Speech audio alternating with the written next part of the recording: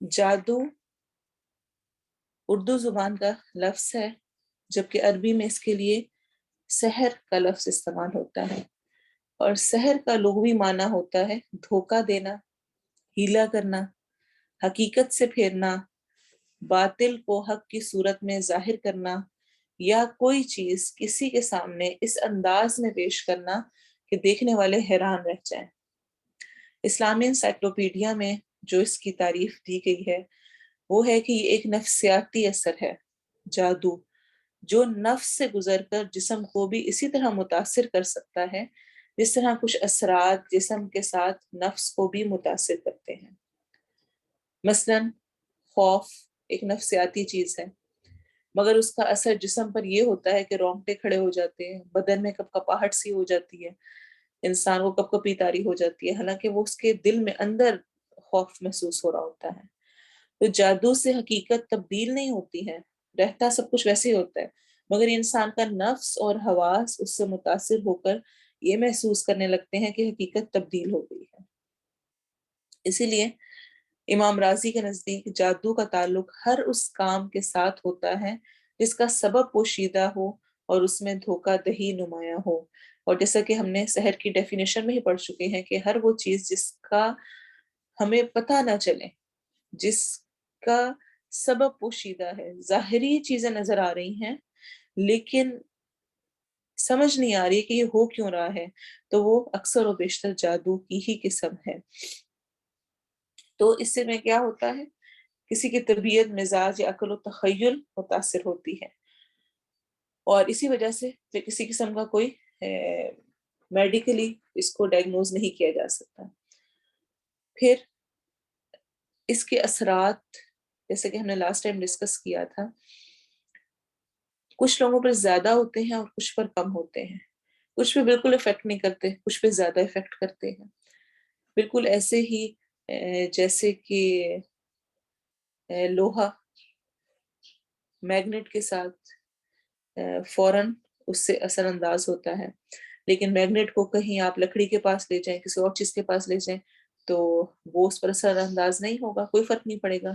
اسی طرح جادو یا لوگوں کے خیالات، ان کی نگاہیں، کلمات، الفاظ بعض اوقات انہی لوگوں پر اثر انداز ہوتے ہیں جن میں اکثر عقیدے کی کمزوری ہو، توکل کی کمی ہو اور نفسانی خواہشات کا غلبہ ہو، اور خاص طور پہ جو طہارت سے لاپرواہی کرتے ہوں، نماز میں سستی کرتے ہوں، ذکر الہی نہ کرتے ہوں اور مسنون دعاؤں سے غفلت برتتے ہوں۔ لیکن تاہم یہ بھی یاد رکھیں کہ جادو نیک اور صالح لوگوں کو بھی متاثر کر سکتا ہے، جیسے کہ نبی صلی اللہ علیہ وسلم پر بھی جادو ہو گیا تھا، تو آزمائش کے طور پر نیک لوگوں پر بھی اثر ہو سکتا ہے، لیکن چونکہ یہ ایک ایسی چیز ہے کہ یہ گند سے ہی وجود میں آتی ہے اور گندگی میں ہی ہوتی ہے، تو اس لیے اس میں اپنی طہارت، اپنی صفائی، اپنے عقیدے، توکل اور اللہ کے ساتھ تعلق میں کمی ایک بہت بڑا فیکٹر ہوتا ہے ان چیزوں کو زیادہ اثر انداز ہونے کا۔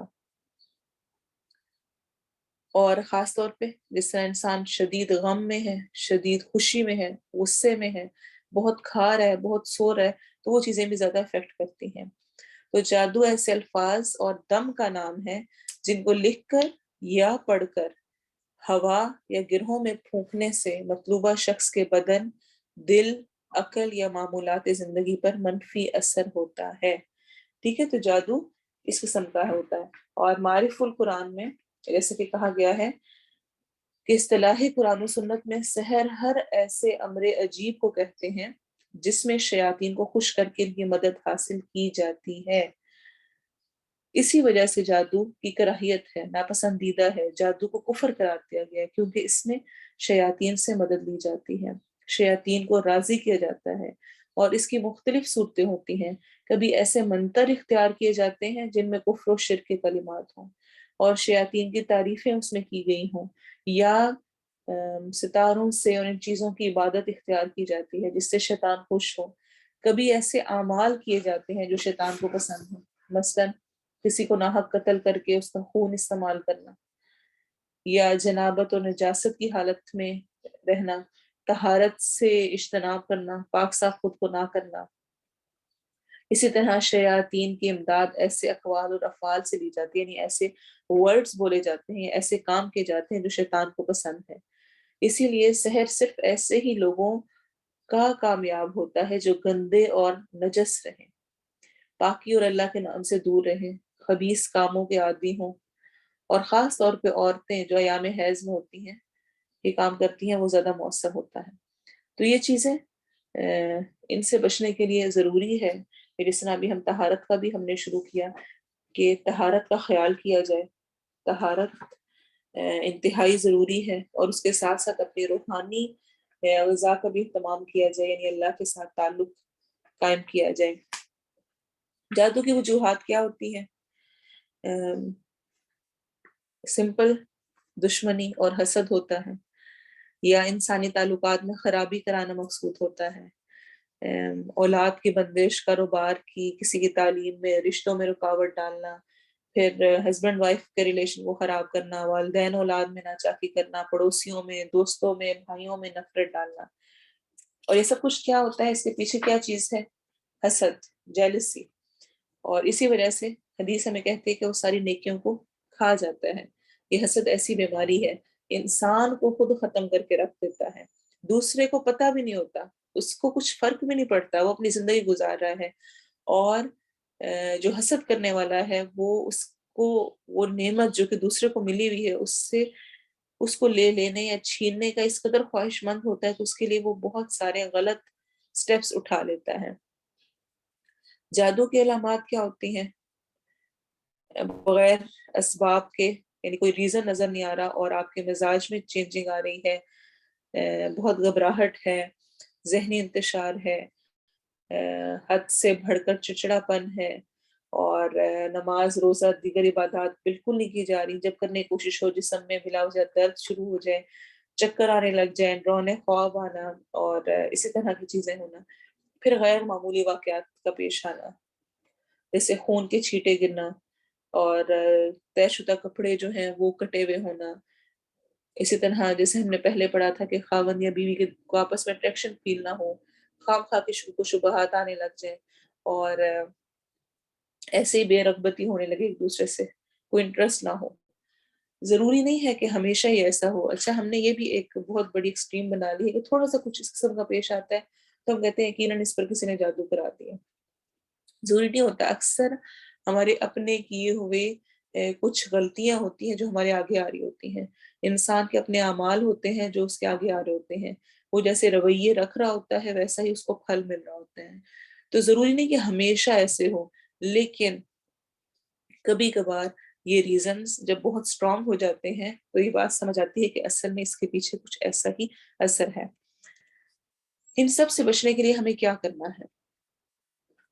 سب سے پہلے تو احتیاطی تدابیر دیکھیں، کیا کریں تو ہم اس سے محفوظ رہ سکتے ہیں، کیونکہ جب انسان اس میں پھنس جاتا ہے تو اس کے لیے نکلنا انتہائی درجے مشکل ہو جاتا ہے، اس کا اپنے اوپر کنٹرول نہیں ہوتا، جو راتوں کا نیند خراب ہو جانا ہے، انوکھے خواب آنا ہے، دن میں بے چینی رہنا ہے، تعلقات کی خرابی ہے، یہ انسان کو بالکل توڑ کے رکھ دیتے ہیں۔ تو ہمیں کیا کرنا ہے؟ سب سے پہلی چیز طہارت اور وضو کا اہتمام۔ آپ صلی اللہ علیہ وسلم نے فرمایا، شیطان تم میں سے ہر ایک آدمی کی گردن پر جب وہ سو جاتا ہے 3 گرہیں لگا دیتا ہے، ہر ایک گرہ پر پھونک مارتا ہے کہ ابھی رات بہت لمبی ہے، نہیں سوئے رہو آرام سے۔ جب کوئی بیدار ہوتا ہے اور اللہ کا ذکر کرتا ہے تو ایک گرہ کھل جاتی ہے، اور جب وضو کرتا ہے تو اس پر سے دوسری گرہ بھی کھل جاتی ہے، اور جب وہ نماز پڑھ لیتا ہے تو ساری گرہیں کھل جاتی ہیں، پھر وہ صبح حشاش بشاش اور خوش مزاج اٹھتا ہے، ورنہ اس کی صبح نفس کی خباثت اور سستی کے ساتھ ہوتی ہے۔ یعنی فجر مس کر دی، صبح اٹھ کر صبح اٹھنے کی دعا نہیں پڑھی، الحمدللہ الذی احیانا بعد ما اماتنا والیہ النشور، گرا ایک گرا نہیں کھلی، دوسرا وضو کیا، دوسری گرا، تیسرا نماز پڑھی، جب کچھ بھی نہیں کیا دیر تک سوئے، اور جب اٹھے تو نفس خباثت اور سستی میں اٹھتا ہے، کچھ کرنے کو دل نہیں کرتا، اور کوئی نیکیوں کی طرف بڑھنے کا خیال نہیں آ رہا ہوتا۔ تو اس لیے نمازوں کا اہتمام، طہارت کا اہتمام، اور خاص طور پہ فجر کی نماز۔ اسی طرح عبادات کی پابندی کرنا، یہ انسان کو ان چیزوں سے محفوظ رکھتا ہے۔ آپ صلی اللہ علیہ وسلم نے فرمایا جس نے صبح کی نماز ادا کی یعنی نماز فجر، تو وہ اللہ تعالیٰ کے ذمے میں ہے، اللہ تعالیٰ اس کی پھر حفاظت فرماتا ہے۔ پھر کثرت سے اللہ کا ذکر کرنا، جتنا ممکن ہو اللہ کو یاد رکھیں، شیطان حملہ ہی نہ کر پائے، ان کی کوئی چال کامیاب ہی نہ ہو پائے، یاد رکھیں، اس کو پکا کر لیں۔ اس وقت تک کوئی چیز نقصان نہیں پہنچا سکتی جب تک کہ اللہ کا اذن اور حکم نہ ہو، اور جب تک انسان اللہ کے ساتھ جڑا ہوا ہے، لگا ہوا ہے، شیطان آپ پر قابو نہیں پا سکتا ہے۔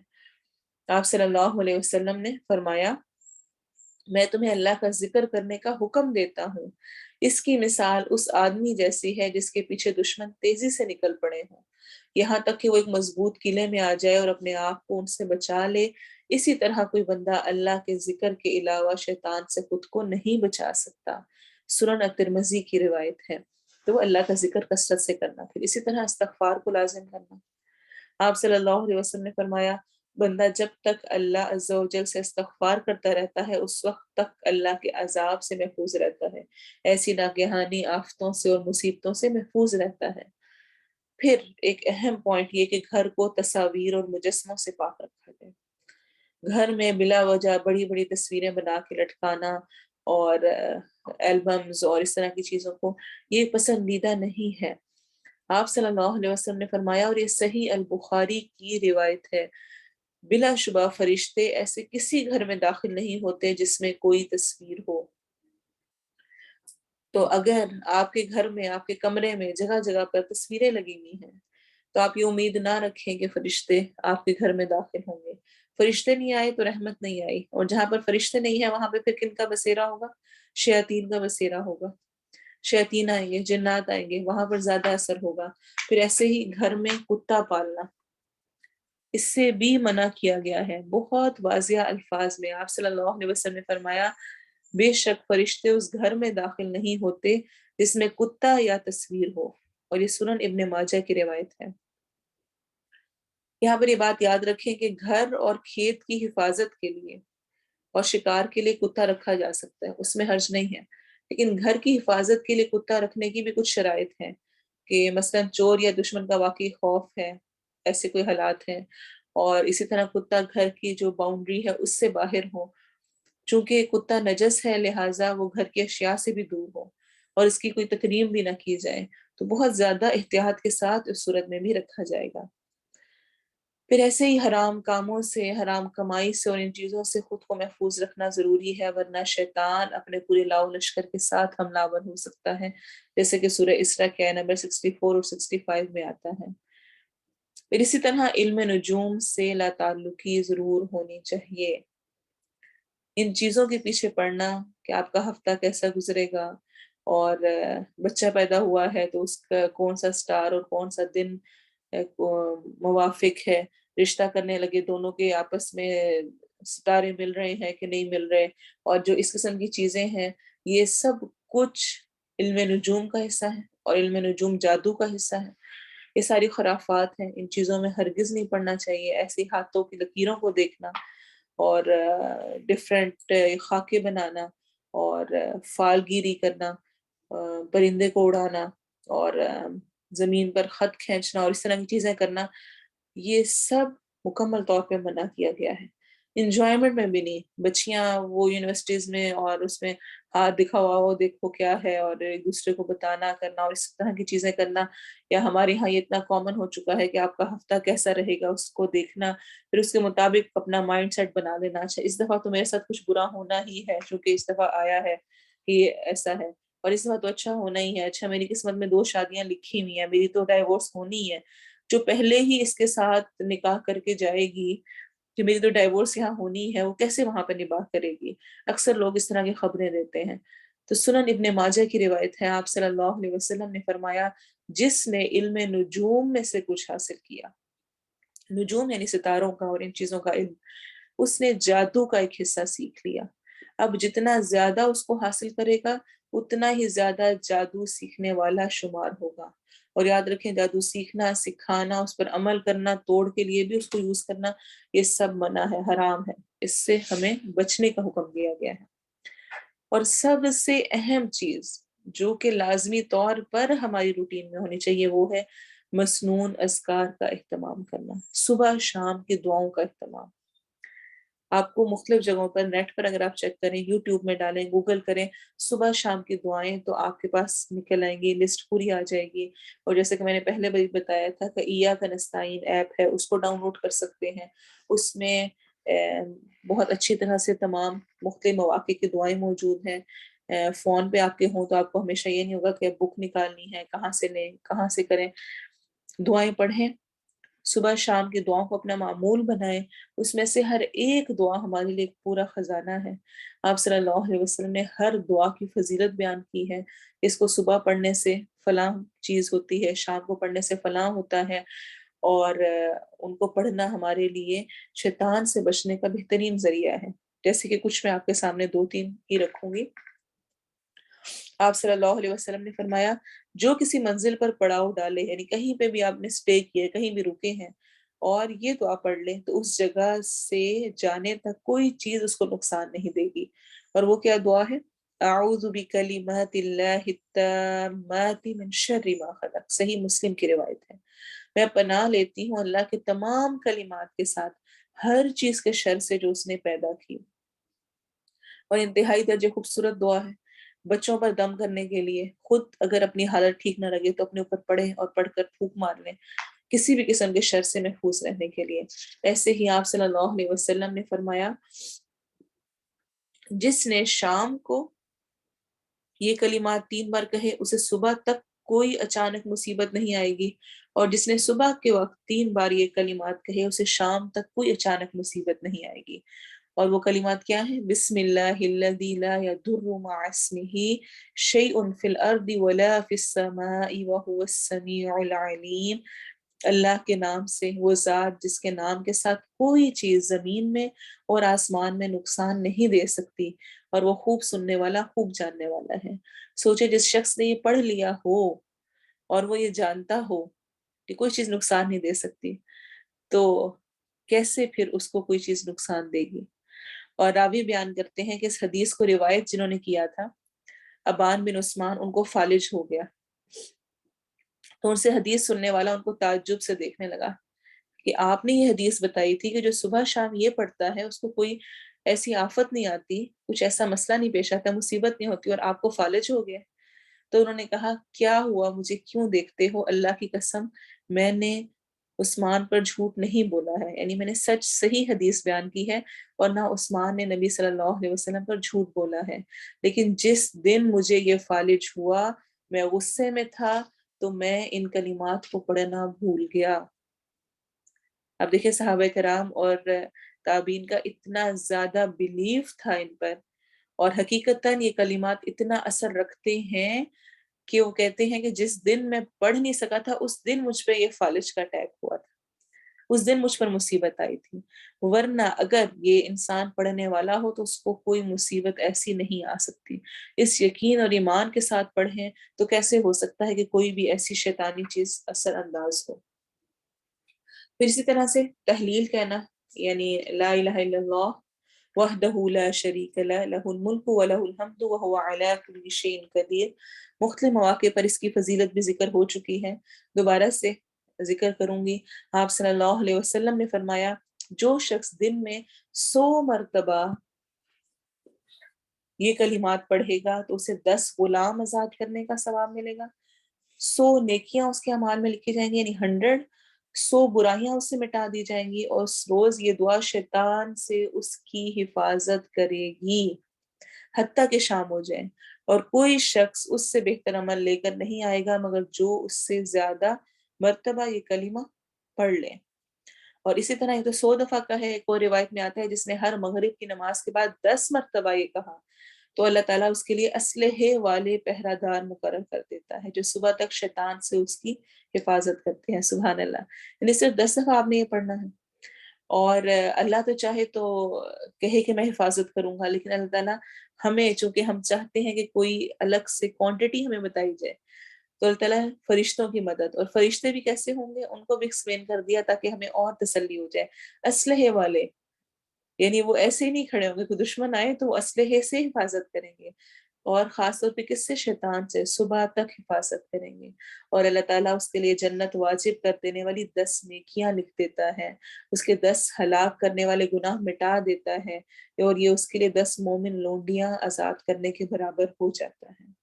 پھر اسی طرح جو مختلف مواقع ہیں اس پر ضرور دعائیں کا اہتمام ہونا چاہیے، وہ پڑھی جانی چاہیے، جیسے کہ تلاوت قرآن سے پہلے شیطان سے حفاظت کے لیے، پھر برا خواب آئے، رات کو ڈر جائیں تو ہمیں دعا سکھائی گئی ہے، اعوذ باللہ من شرہا ومن شر الشیطان، کہ میں اللہ کی پناہ لیتی ہوں اس خواب کے شر سے اور شیطان کے شر سے۔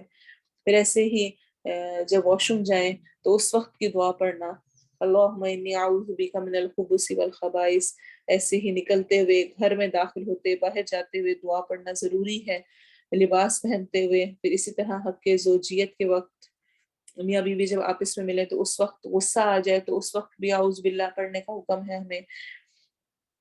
ایسے ہی کوئی بیماری تکلیف ہے تب بھی، یعنی جو جو مواقع ہیں ان سب میں اعوذ باللہ ربی اعوذ بک من ہمزات الشیاطین واعوذ بک ربی ان یحضرون، ان کا اہتمام ہونا چاہیے۔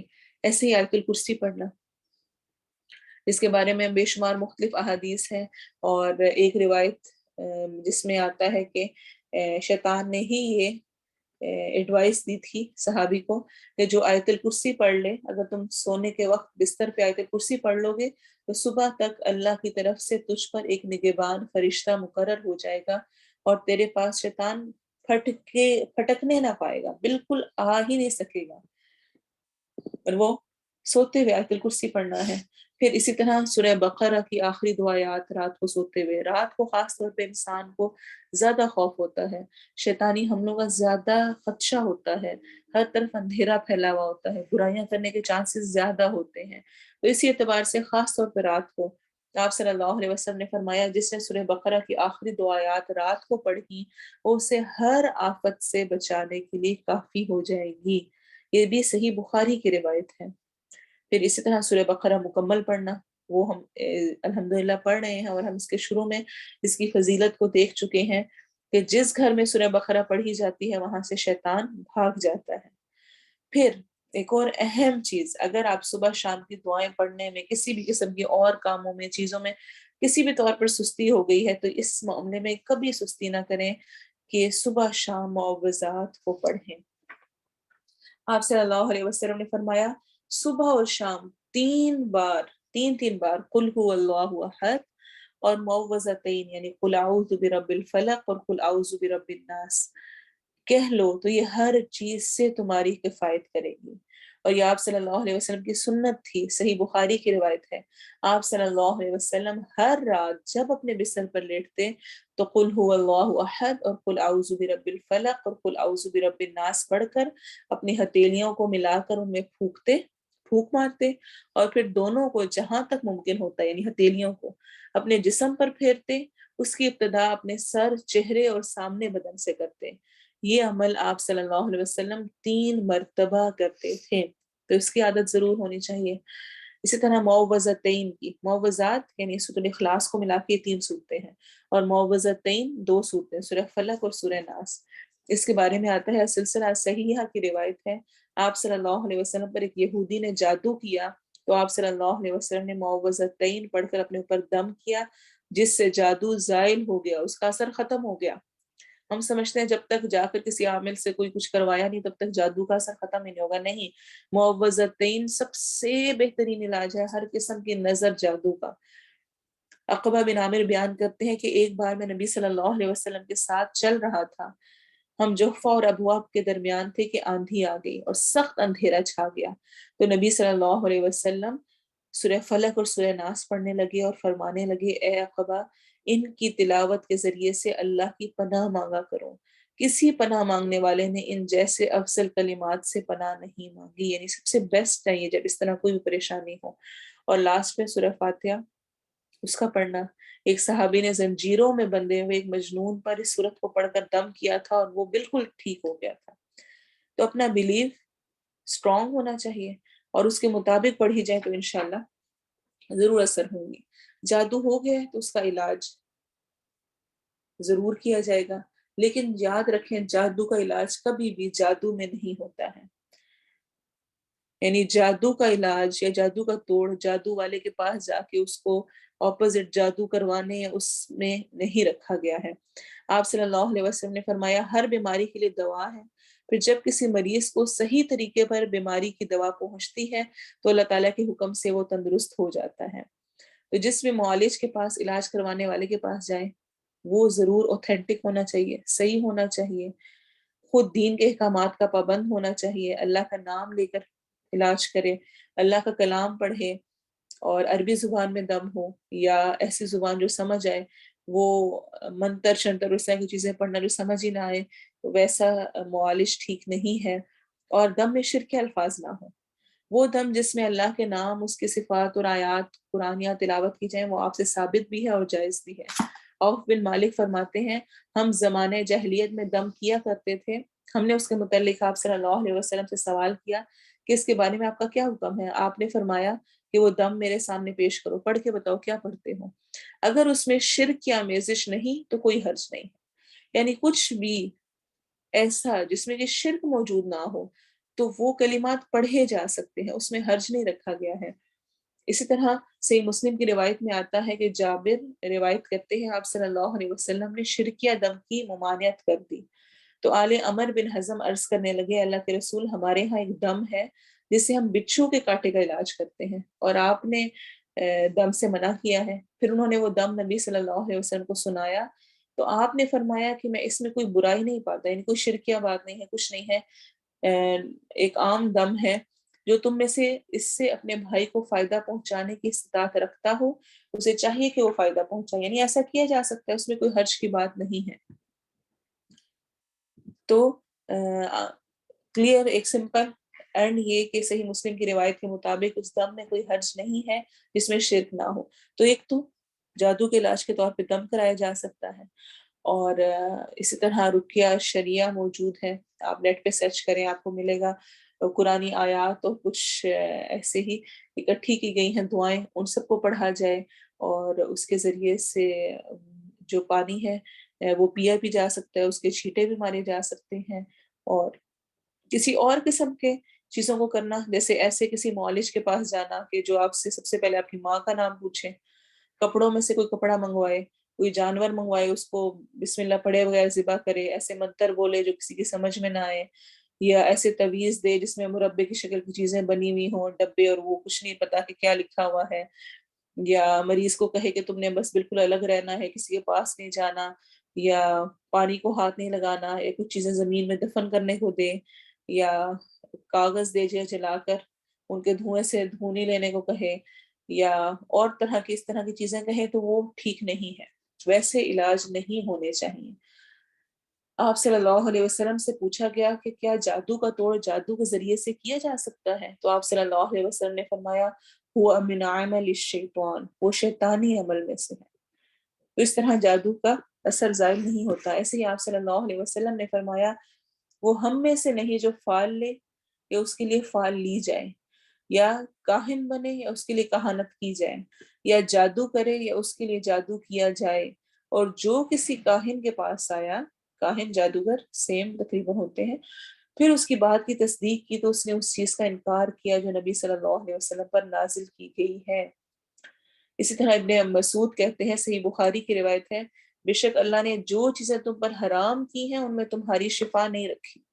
جادو حرام ہے تو جادو کا توڑ جادو کے ذریعے سے کرنے میں کہیں پر کوئی شفا نہیں رکھی گئی ہے. ہاں جادو کا اثر زائل کرنے کے لیے دعا کرنی چاہیے، اللہ خواب میں دکھا دے کسی اعتبار سے، جو مستند معالج ہے اس کے ذریعے سے بھی، کہ جس جگہ پر جادو کر کے کیا گیا ہو اس جگہ سے ان چیزوں کو نکال دیا جائے تو وہ شفا یابی کا باعث ہے. جیسے کہ آپ صلی اللہ علیہ وسلم پر جادو ہوا تو آپ نے کنویں سے وہ اشیاء جو بال جن پر جادو ہوا تھا وہ نکلوائیں جن کی مدد سے جادو کا عمل کیا گیا تھا. اور عبدالعزیز بن باز فرماتے ہیں، ان کا فتویٰ ہے کہ جادو کی جگہ کا پتہ چلانے کی حتی الامکان کوشش کرنی چاہیے، چاہے زمین میں ہو، پہاڑ پر ہو، کسی اور جگہ ہو. جب اس کا علم ہو جائے تو اس چیز کو نکال کر ختم کر دینا چاہیے. اس طرح جادو باطل ہو جاتا ہے، ختم ہو جاتا ہے. اور اس میں پھر اینڈ میں یہ بات کہوں گی کہ اپنے جسم سے جو نکلنے والی ایسی چیزیں ہیں جن سے جادو ہوتا ہے، ان کی خاص طور پہ حفاظت کریں. جیسے اپنے کٹے ہوئے ناخن، ان پر جادو ہوتا ہے. اپنے بالوں کی، ان پر جادو کیا جاتا ہے. جادو کرنے والے ان چیزوں کو ہی یوز کرتے ہیں. ایسے ہی خواتین خاص طور پہ مینسس کے بعد جو پیڈز وغیرہ ہوتے ہیں اور جو بلڈ ہوتا ہے، اس کو خاص طور پہ جادو کے لیے استعمال کیا جاتا ہے. اور سب سے تیز اثرات جو ہوتے ہیں وہ انہی چیزوں کے ذریعے سے دوسروں پہ ڈالے جاتے ہیں. تو ان چیزوں کی خاص طور پہ کیئر کرنی چاہیے. ان کو ایسے ہی نہیں ضائع کرنا چاہیے. ان کو ایک پراپر وے میں صحیح طرح سے ہی ڈسپوز آف ہونا چاہیے. اور ایسے ہی اگر ہم علاج کے طور پہ دیکھیں، کھانے کے اعتبار سے طب نبوی میں بھی ہمیں جادو کے علاج ملتے ہیں. حجامہ کا حکم دیا گیا ہے. آپ صلی اللہ علیہ وسلم نے فرمایا جس نے قمری ماہ کی 17، 19 اور 21 یعنی 17، 19 اور 21 کو حجامہ کروایا، اسے ہر بیماری سے شفا ہوگی. یعنی کپنگ کرانا جسے ہم کہتے ہیں. ایسے ہی شہد کا پینا، آپ صلی اللہ علیہ وسلم نے ہمیں شہد پینے کا حکم دیا. ایسے ہی جو قرآن میں بھی آتا ہے شفاء للناس ہے شہد میں. پھر اجوا کھجور کھانا، آپ صلی اللہ علیہ وسلم نے فرمایا جو شخص صبح کے وقت 7 اجوا کھجوریں کھائے، اس روز اسے نہ زہر نقصان پہنچا سکتا ہے اور نہ ہی جادو. ایسے ہی کلونجی جو بلیک سیڈز ہوتے ہیں آرام سے میسر ہوتے ہیں، سالن میں ڈال لیں، کسی چیز میں ڈال لیں. آپ صلی اللہ علیہ وسلم نے فرمایا کلونجی کے دانوں میں موت کے علاوہ ہر بیماری کے لیے شفا ہے. تو اس نیت سے بھی ان چیزوں کو لیا جا سکتا ہے. پھر آب زمزم کا پینا، آپ صلی اللہ علیہ وسلم نے فرمایا زمزم کا پانی اس مقصد کے لیے ہے جس کے لیے وہ پیا جائے. یعنی جس نیت سے پیا جاتا ہے وہی مقصد پورا ہو جاتا ہے. ایسے ہی زیتون کا تیل، آپ صلی اللہ علیہ وسلم نے فرمایا زیتون کھاؤ اور اس کو لگاؤ، بے شک یہ مبارک درخت سے ہے. یعنی اس کی مالش کرنا، مساج کرنا اور اس کو پینا دونوں طرح سے شفا رکھی گئی ہے. اللہ تعالیٰ ہمیں شیطان کے اثرات سے اور ان چیزوں سے محفوظ رکھے اور اپنا قرب نصیب کرے. ہمیں ایسے اعمال کرنے کی توفیق دے جس سے ہمارے ایمان کی مضبوطی ہو، اور اللہ ہمیں اس قسم کی تمام آزمائشوں سے محفوظ کرے. اس ہفتے کا آپ کا ٹارگٹ ہے اسپیشلی اپنی چیک لسٹ بنائیں اور گروپ انچارج ضرور اس کو چیک کریں. صبح شام کی دعائیں، صبح پڑھی ہیں تو اس پہ ٹک لگائیں، شام کو پڑھی ہیں تو ٹک لگائیں. اور انہی میں معوضات رات کو سوتے ہوئے اور صبح اٹھ کر پڑھ کر اپنے جسم پر پھونک مارنی، اس کو بھی آپ نے چیک لسٹ میں شامل کرنا ہے. یہ 2 چیزیں خاص طور پر آپ نے ضرور روز کرنی ہے، اور اس کو پھر گروپ میں بھی آپ نے مینشن کرنا ہے کہ کیا آپ نے اس پورا ویک کیا ہے. تھوڑی سی پریکٹس کریں گے، بار بار یاد دہانی ہوگی تو انشاءاللہ ہیلپ فل ہوگا. اپنے بچوں کو بتائیں، اپنے قریبی جن سے آپ محبت کرتے ہیں ان کو بتائیں، ان کے ذریعے سے ان کے ساتھ مل کر اس پر عمل کی کوشش کریں تو انشاءاللہ شیطان کسی بھی طور پر حاوی نہیں ہونے پائے گا. اللہ تعالیٰ ہم سب کو عمل کی توفیق دے. سبحانک اللہم و بحمدک، اشہد ان لا الہ الا انت، استغفرک و اتوب الیک. سبحان ربک رب العزت عما یصفون وسلام علی المرسلین والحمد للہ رب العالمین. والعصر ان الانسان لفی خسر الا الذین آمنوا وعملوا الصالحات وتواصوا بالحق وتواصوا بالصبر. السلام علیکم ورحمۃ اللہ وبرکاتہ. جو سیکھا اس کو ضرور شیئر کریں اور اپنی اٹینڈنس ضرور مارک کر دیا کریں. جزاکم اللہ.